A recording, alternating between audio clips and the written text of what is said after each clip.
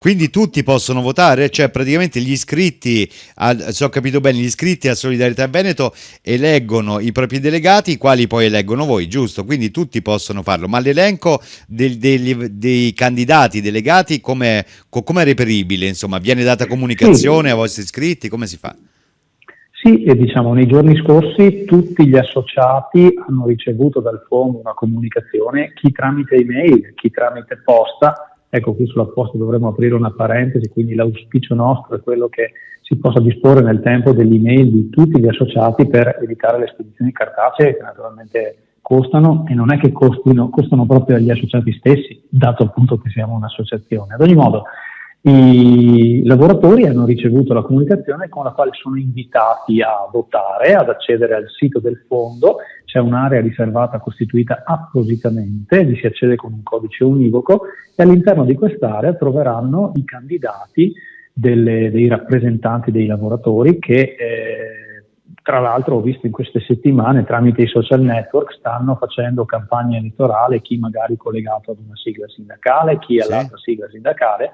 È anche, devo dire, un momento interessante perché si confrontano modi diversi di intendere magari la previdenza e anche il rapporto con i lavoratori. Quindi ben venga, ecco, mi piace questo confronto perché Ah fa sì. conoscere le persone e uno può scegliere naturalmente. Quindi ecco, invito tutti quelli che hanno ricevuto la lettera ad entrare nel nostro sito, ad accedere all'area riservata e a votare perché la capacità, la forza di essere un'associazione e di essere anche efficaci nel lavoro che facciamo viene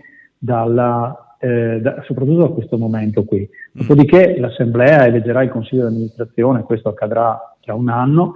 Nel frattempo io e gli altri dipendenti, noi siamo dipendenti, non siamo eletti, non siamo eventualmente assunti o licenziati nel caso in Oh, cui meno male, perché non volevo magari fare qualcosa andasse male. una campagna elettorale impropria No, no, verso no, pro noi non Paolo c'entriamo Stefano, nulla. insomma, voi No, siete... no, per l'amor di Dio, non sia mai. No, Ecco, no, ma no, mi dica, assolutamente. direttore, ci sono le scorse elezioni delle percentuali di afflusso alle urne? So che sono passati adesso alcuni anni, logicamente, ma cioè, quanti hanno votato in percentuale rispetto agli iscritti? Cioè, per capire un po' la partecipazione, anche il coinvolgimento degli iscritti a Ecco, Solidarietà Veneto. diciamo, onestamente non ricordo con esattezza le percentuali di 4 anni fa, ma ti posso Certo. dire che dal nostro punto di vista sono sempre troppo pochi. Cioè, il lavoro che si cerca di fare per spingere i lavoratori a votare è sempre insufficiente. Vado al passato remoto, quando il voto si svolgeva via posta o addirittura aprendo gli sportelli, i seggi nelle aziende, ecco, allora lì la Mm. partecipazione in fondo era più piccolo,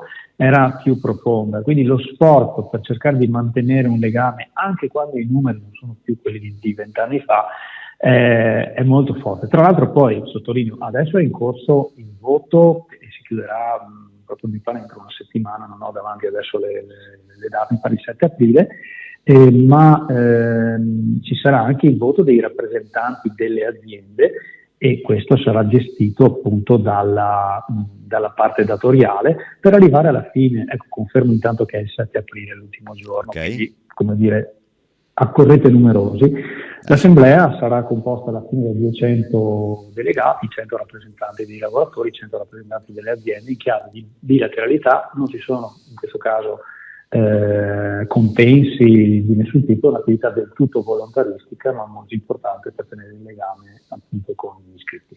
Beh, io allora auspico, direttore, alla luce di quello che ci ha detto, cioè che siete un ente senza scopo di lucro e tutte le altre motivazioni, che l'afflusso alle votazioni per i delegati sia chiaramente massimo.